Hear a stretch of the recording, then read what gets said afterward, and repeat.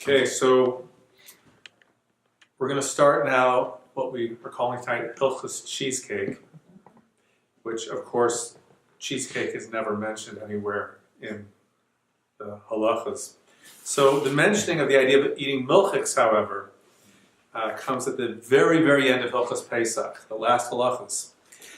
So it says, it's talking about different minhagim that around Shvuos. And it's interesting because there is no separate halachos of Shavuot. Shavuot is really the end of Pesach, so it's in the end. It's the end of Pesach. Hilchos Pesach ends with Hilchos Shavuot, and so it talks about as the minhag to put plants around, and then it closes with the Ramah here. The Shulchan Aruch doesn't mention it, but the Ramah here says, "V'nogim b'kama makomos lechol machle cholav." It's a custom in many places to eat milchik foods. B'yom Rishon shel Shavuos, on the first day of Shavuos. Sounds like specifically the first day. V'nira li hatam. Now the Ramah here has a very interesting reason. He says, it seems to me the reason behind this custom is kamo hashnei tavshilin shalofim b'leil Pesach zecher lePesach v'zecher leChagiga. That on Pesach we take two foods. We take an egg as a remembrance to a chagiga offering, a korban chagiga. On the 14th day of Nisan, there would be a special offering, a chagiga offering. And then, of course, we have a zecher, like I guess the afikomen, as a zecher to the korban Pesach, maybe the shank. So he says, similar to that, therefore, what we do is, on Shavuos, Kain Oklin Michael Chola, V'Acharkach Michael Basar. We eat a milchik dish and then a fleshik dish. Why do we do that? B'tzrichin lahavi mehem beis lechem. Because if you eat a milchik dish and then a fleshik dish, you have to bring two separate loaves of bread. Because you're not allowed to eat milk and meat from the same loaf of bread. So, al shulchan on the table. Shehu b'makom hamizbeach. The table, our table nowadays, is the equivalent of the altar. Now, I think maybe the reason he says that is because by Pesach, when we bring these remembrances to special things brought on Pesach, this chagiga and the korban Pesach, these are things we would actually eat. But the shtei alechem, these two loaves of bread that are brought on Shavuos, were brought to the Beis HaMikdash, were brought to the temple, and were not actually eaten by the people. So he says here that you have to bring these two loaves of bread. V'yesh bazeh zichron lebeis halechem shayu makrivim b'yom habikurim, and this is a remembrance to the shtei alechem, to these two special loaves of bread that were brought in the Beis HaMikdash. So, does that hold just for bread, or would it hold for even just a regular bracha? Like if you said it a hakol on something that happened to be dairy, and a little while later you wanted to have. Here's the interesting thing: we haven't really got to understand yet what we're saying here. What we're doing is we're really eating according to the minhag that the Ramah is bringing. We're eating something milchik and something fleshik to force us to bring two loaves of bread. In other words, according to this minhag that the Ramah is bringing, it's not significant in and of itself to eat something milchik. Right? It's that if we eat something milchik and we eat something fleshik, that halachically requires us to bring two loaves of bread, and that's a remembrance to these two loaves of bread that we had to bring on Shavuos. But we don't say a bracha and we don't eat them. You do say bracha and you do eat them. Oh, you do eat them. Yeah, we'll get a little more into this, what this would be. This is not the usual reasoning that you may have heard before, but this is the source. In the Ramah, this is what he brings. We'll look into some of what Mr. Breuer explains what Ramah is saying, but according to the Ramah, this minhag, it's not really relevant in particular that you're eating milchik. The idea was, as we're going to see, I'm just going to give you a little inkling into it. What you do is you bring. They would actually make a lechem with butter. They would make a milchik loaf of bread. Okay, now we'll discuss, there are issues with that in the first place, which we'll discuss soon. Generally, we shy away from making milchik bread. There are ways that it's mutter.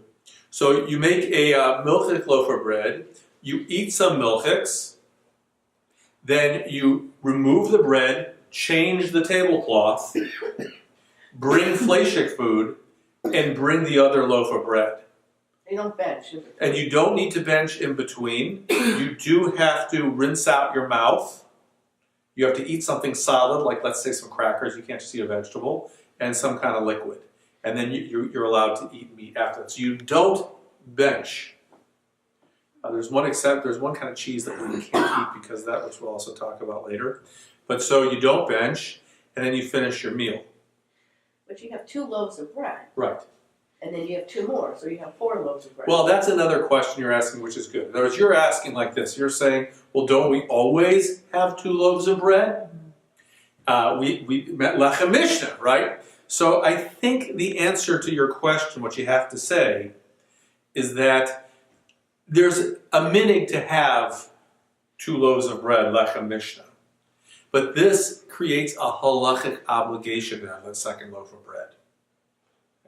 Really, look, on Shabbos, if you really wanted to, there's a minig to have the second loaf of bread as a zecher to the mun. But if you eat a milchik meal and then a fleishik meal, it's halachically required to have a second loaf of bread.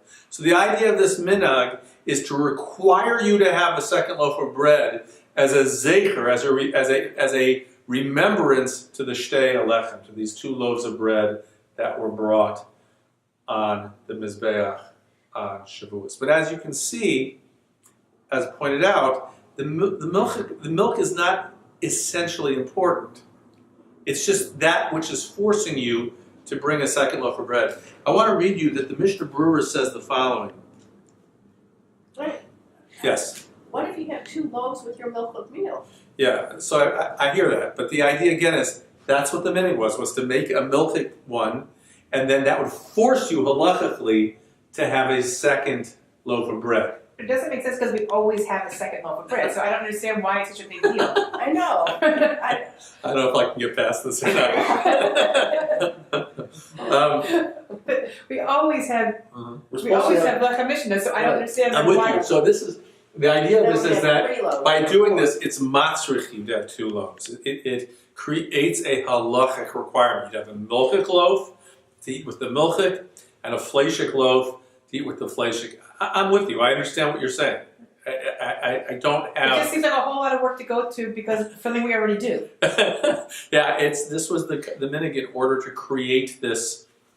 Right. This, Do we have yeah. to have You don't two? have to eat the second loaf of bread on a Friday night, on a regular Friday night.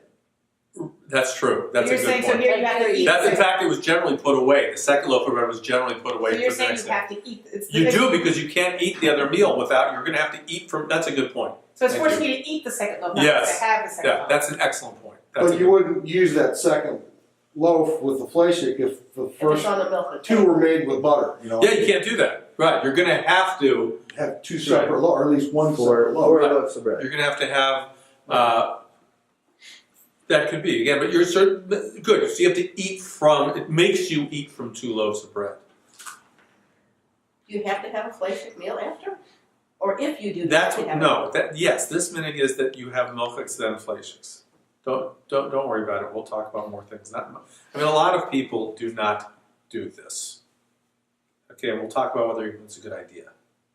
Right, there are those that say this. There are so many potential pitfalls to fall into doing something which is usser that it may not be the best idea. You have to be very careful with a lot of things when you do this, which I'll discuss momentarily. But the Mishnah Brewer I want to point out here brings us, I think he says here, it's brought by the Magen of Ram. He says, Ein Magen of Ram, Ani Shamati, Od B'Shem Gadol Echad.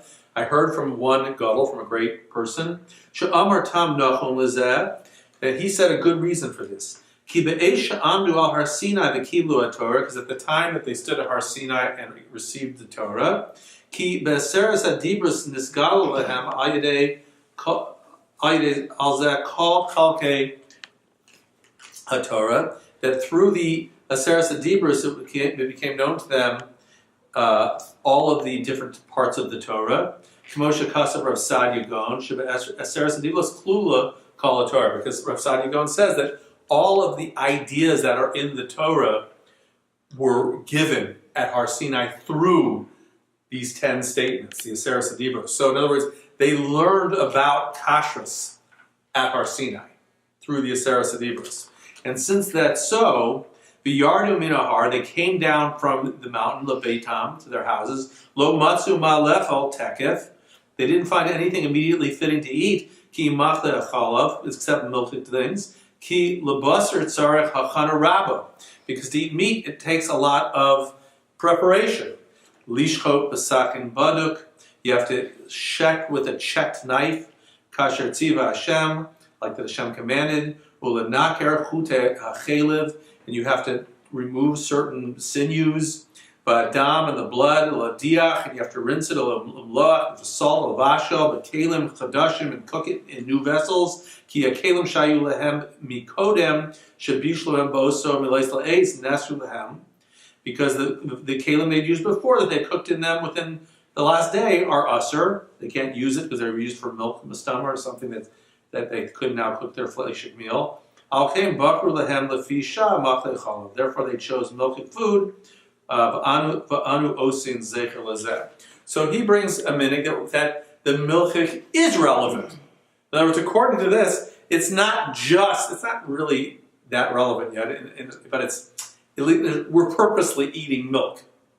Right? It seems like in the first opinion, Ramah brings it, the milk is a way to get to having 2 loaves of bread. Here, and this what the Ramah is bringing here is, not the Ramah, the Magen of Ram, is that there's a minig that we eat milk because at Har Sinai they didn't have, they weren't able to eat fleshik immediately because it takes so much to make fleshik food that when they first got the Torah down at Har Sinai and came down to their homes, they weren't prepared to make fleshiks. Didn't they also have to toil the knives that they were going to use to shuck meat? Well, if it was new, yes. Right? Vila would be, and it wasn't made by Yidden. Right? So it could be that they had their own things. You wouldn't have to be toiled it. Right? But, so the thing is that, so you could see here more of a reason just to make like a milchik suda. For those who want to just make a milchik suda and not do this changeover in the middle. So you could see here, you could just make a milchik suda because the whole point of it is just to remember that they didn't have fleshik, the ability to eat fleshiks when they came back from Har Sinai. Okay? There was another, it's interesting here.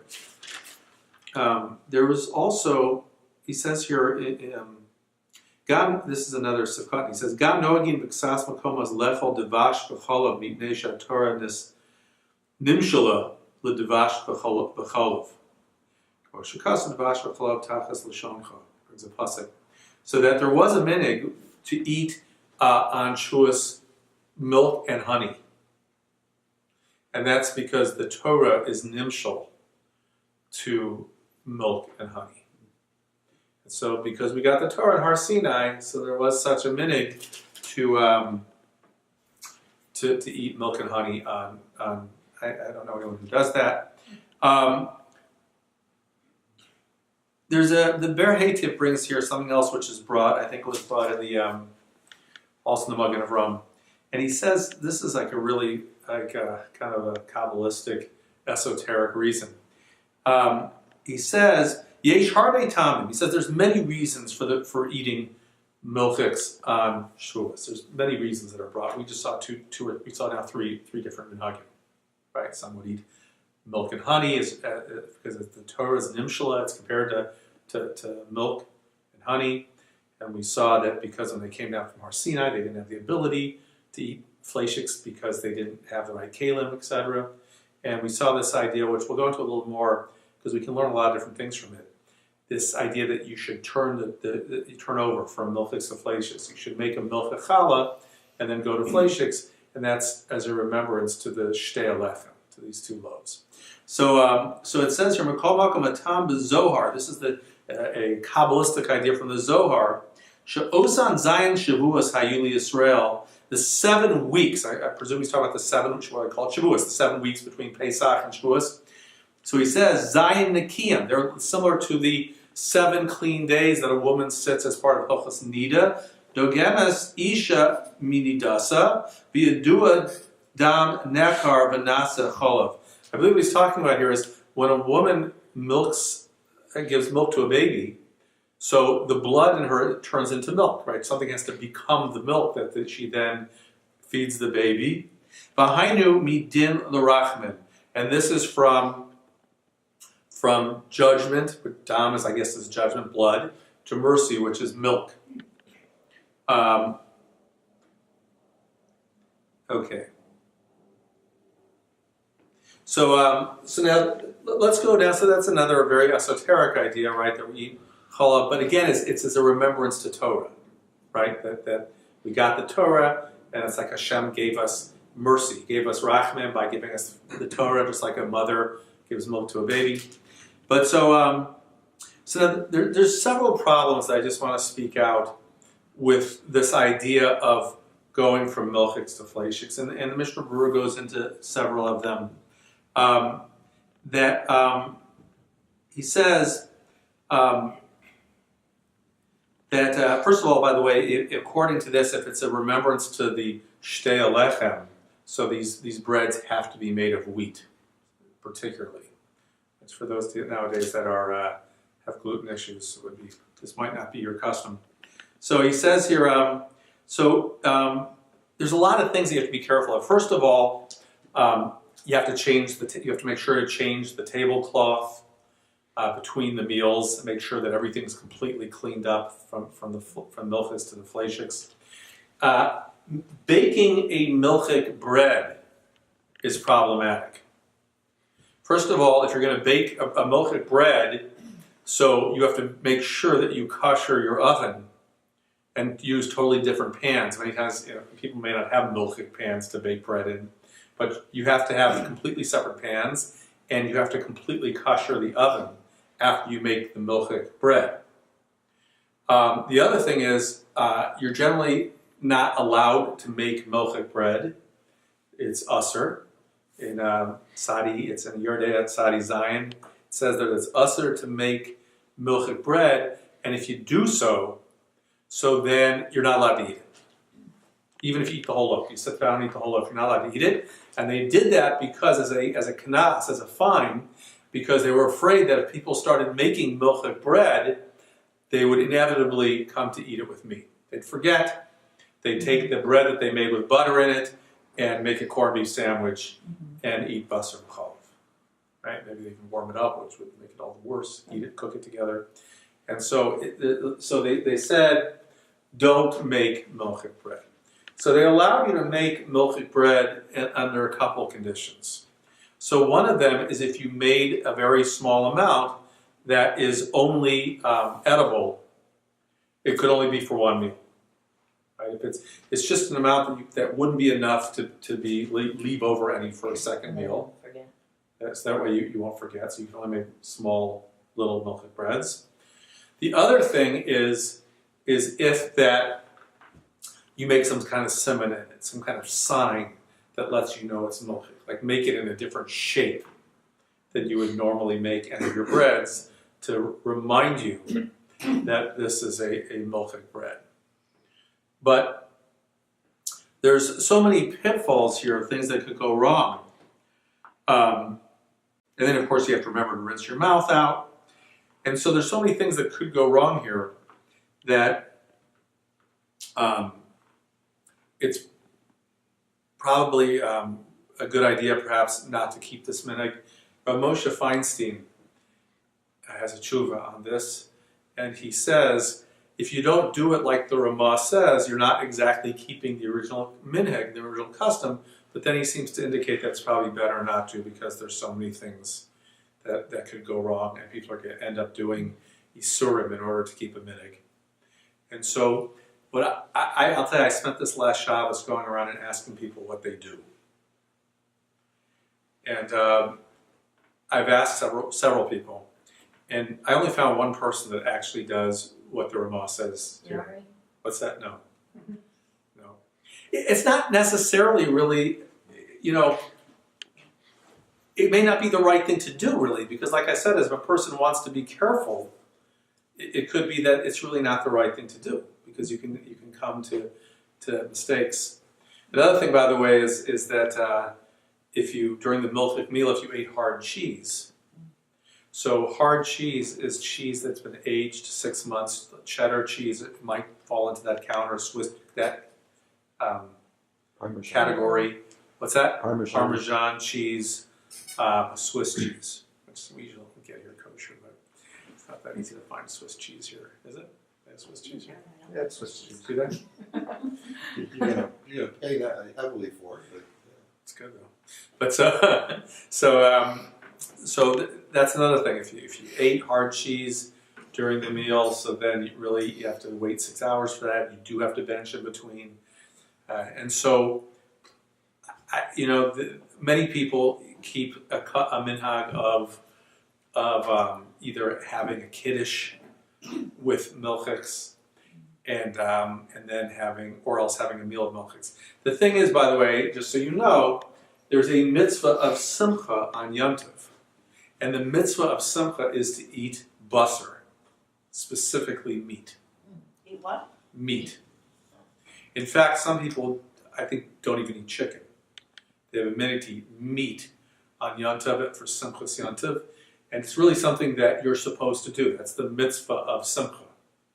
Right? And so certainly I think people should still have fleishik meals. I don't think a person should have all milchik meals on Shavuot, but many people have a minute to make a meal, one of the meals, milchik, or to make a kiddush. I think, I'm not sure about this, but it seems like don't make both the meals on Yom Tov Rishon milchik, because then you don't have Simchas Yom Tov. And the Simchas Yom Tov is to eat basar, meat, specifically. So it seems like to me, at least, that the best thing to do if you want to do that is to have either the kiddush as milchik, or else make one of the meals milchik, but make the other one fleishik, so you still have Simchas Yom Tov on Yom Tov. Okay? So I was just thinking, what are the differences? How can you look at these different minhagim? So if you look at the one that is in the Ramah, the idea of it is to remember the Shtei Alechem. Right? If you look at the one that's in the Mishnah Berurah about that we didn't have the ability to eat milchiks, so I guess the idea of that minhag is to remember that we got a lot of new laws, right? That the Torah, when we got the Torah, it was a new way of life for us. And that's the idea behind that minhag. And then there are a few minhagim, whether we ate milk and honey, or this very esoteric one brought down in the Zohar, that we're remembering that fact that Hashem gave us the Torah, and that's a sweet thing. Right? We're happy that we're remembering that Hashem gave us our Torah, and that's a sweet thing. So that I think are some of the main ideas behind the halacha Hilchos cheesecake. The thing is like this: there's no halacha of cheesecake, so you can eat make any kind of milchiks that you want. Maybe that's the milk and the honey is Cheesecake. together. Put it together. Okay, so now I wanted to talk about a few other things. So Shavuos is 2 days here. Is it only 1 day in yes, Israel? 1 day in Israel. Where did the Ramah live? France, I think. France? I think France, I believe. So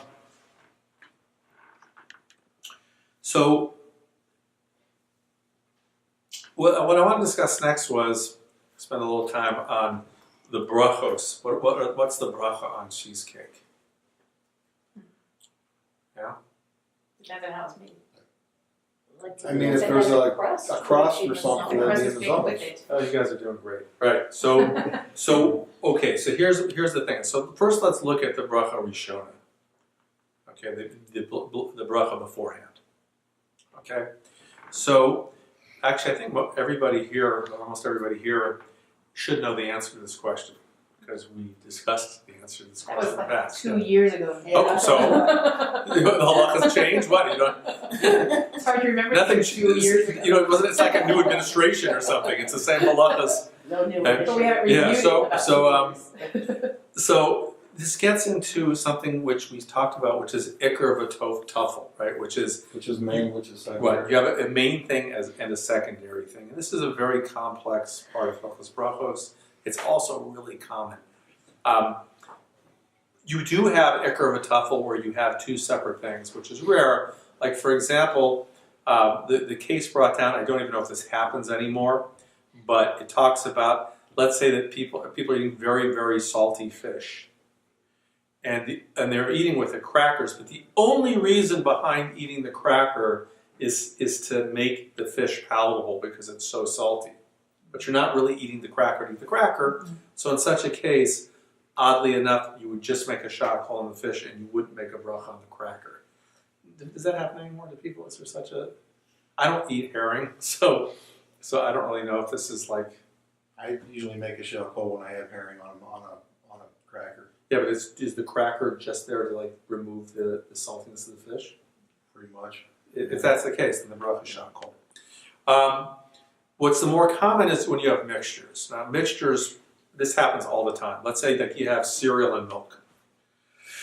Right, so cereal and milk is a mixture. There's an ikar and a tuffel. So most people are not flavoring their milk. They're having cereal, and the milk's there to help them eat the cereal. So you make whatever bracha is appropriate on that cereal. That's the bracha that you make, and that covers the milk as well. And the halacha is, even if there's some milk left over at the end that you eat or drink, that still is already covered by the bracha, because it was covered by the bracha. Right, but except for Cocoa Pebbles. I was going to get into that again. That seems to come up every time. So I've never seen that exception exactly. But so I'm sure it's written somewhere. so let's say also, let's give another example. Like let's say yogurt and fruit. When the fruit comes, you stir it up there. So again, as you're eating yogurt, that's yogurt, and so it's flavored yogurt. So the bracha on that is shakol. You do not make a bracha on the fruit that comes with it. Let's say you take some pineapple and you pour a little bit of yogurt over it. You cut up pineapple on a plate. You put some, so then it might be in that case that the bracha on that is actually going to be a dama, and it's going to cover the yogurt. If you remember correctly, the principles behind ikar v'tuffel were, the first thing when you have a mixture that you look at is, what is it that you like best? Right? So what if you're having stew and you got equal amount of potato and meat? Right, so what do you like best? So his bracha could be different than mine. It could be. The thing is, what do you like best? That's the first thing. Let's say that you don't have a favorite. Okay, let's say you just like the whole mixture and I really like them both equally. So then it moves to majority. What's the majority of it? Let's say that you have fruit salad. Right? So, and you have in there certain things which are a dama and certain things which are eights. So if you really just look at this as fruit salad, and it's not about like I like a particular, it's the whole mixture. So then it goes after what's the majority that's in the salad. Is the majority a dama or is the majority eight? And that would fix what the bracha is.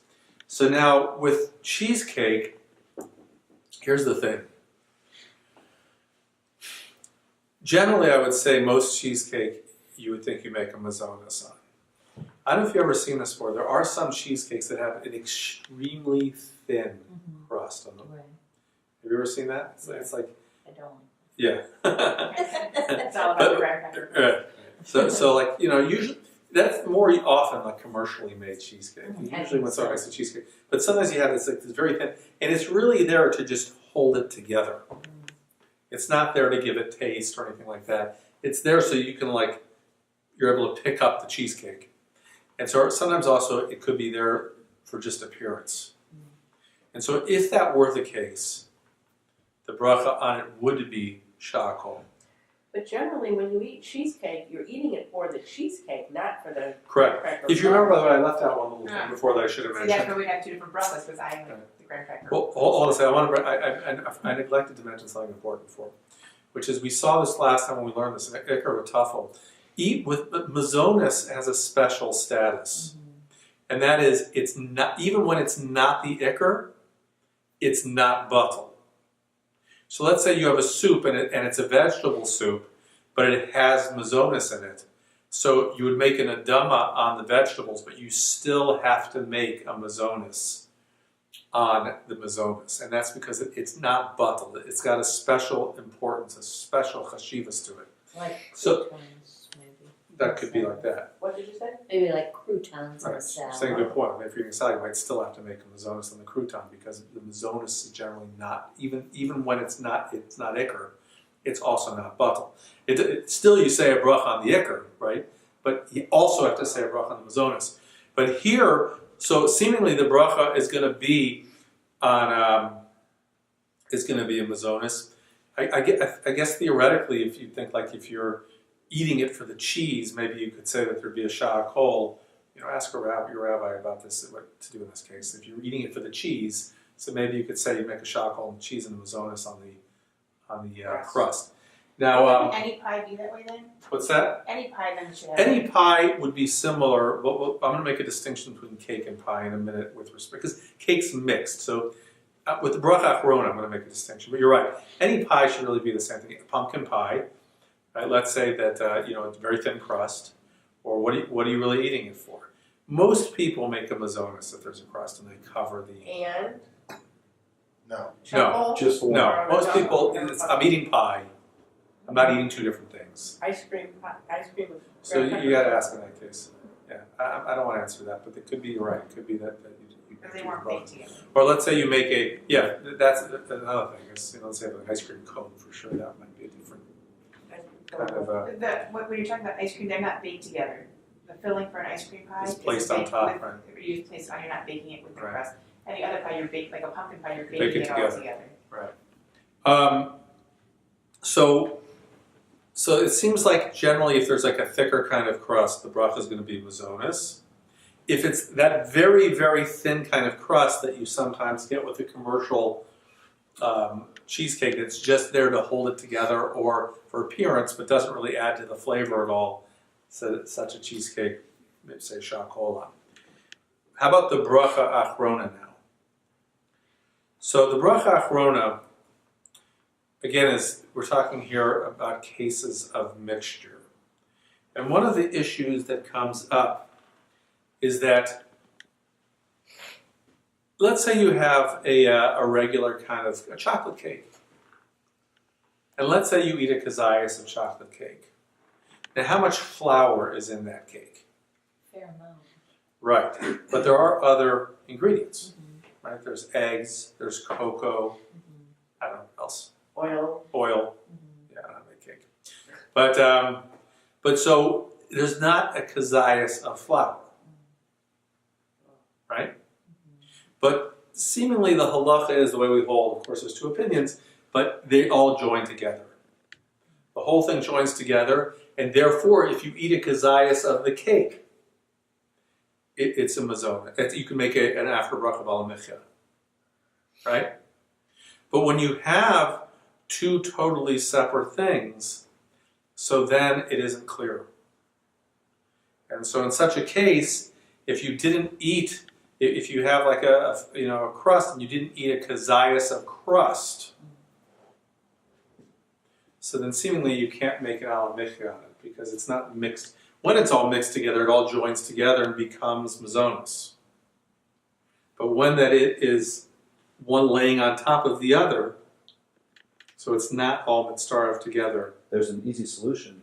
Yeah. You just have 5 pieces of cheesecake. Right, but that is seemingly the solution, and you can tell your wife, I have a little problem now because in the old days I had a bunch of kids and everything, so when I came home from shul and a very large part of the cheesecake was missing in the morning, I could, there's a lot of people, and now it's anything missing is me. So you have to be More careful. have to be very careful.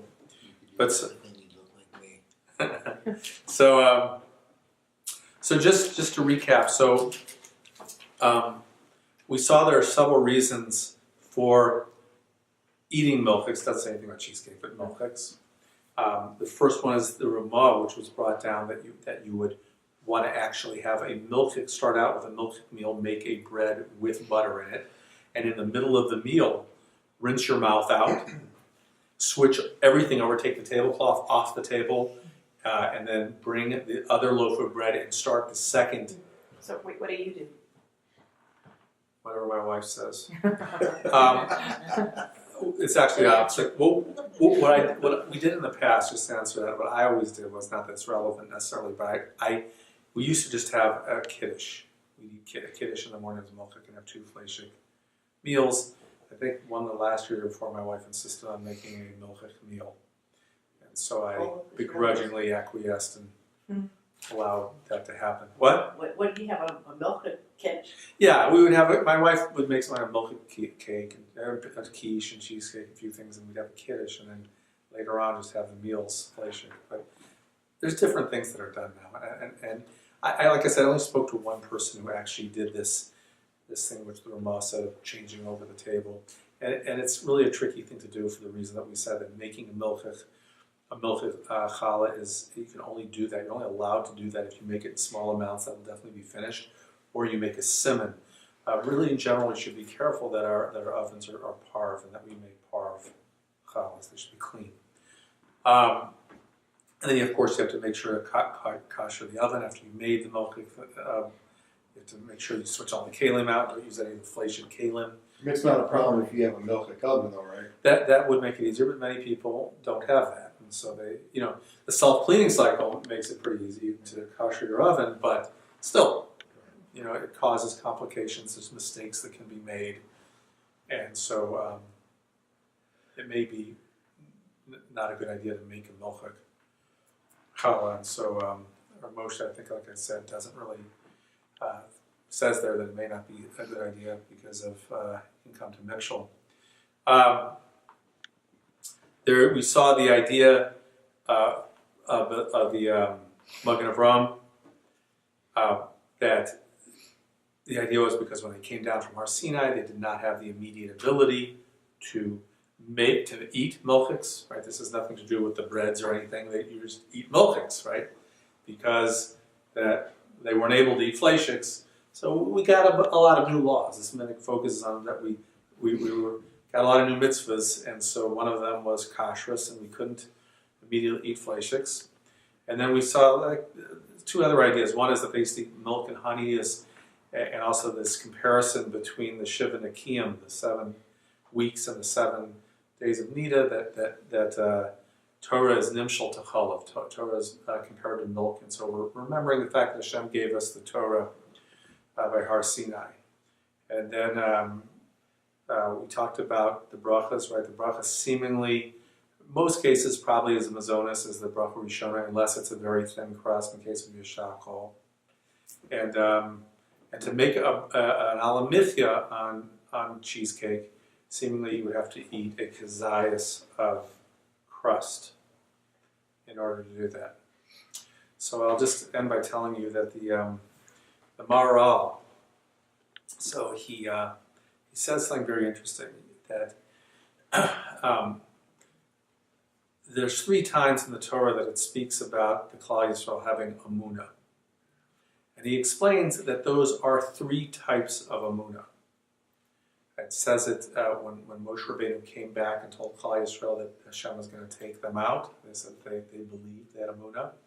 And then by Shiras Yam, it says that they had amunah. And then by Har Sinai, standing in Har Sinai, it says that Hashem says that I'm going to come to you in a thick cloud, so that they'll have amunah forever.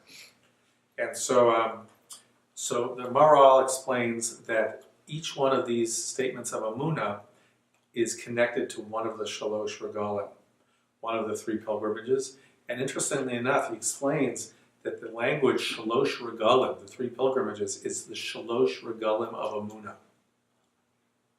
That each one of these shalosh regalim strengthens a certain element of these 3 types of amunah that we're supposed to have. And the amunah that we're supposed to strengthen on Shavuot is our amunah in our Torah. That it's a Torah that is a one-time thing.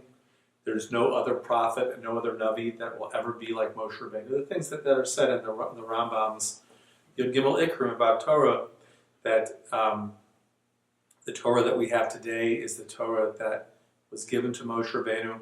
So one of the things that we're supposed to get when we stand on Shavuos and we listen to the Aseret Adibros being read is we're supposed to strengthen our Amunah in what our Torah is and what it means to us. And that's a big part of Kabbalah Torah, is to strengthen that Amunah. So just give us all a bracha that we have a tremendous, tremendous strengthening of our Amunah and a wonderful Kabbalah Torah and very tasty cheesecake. Amen. Amen. Amen.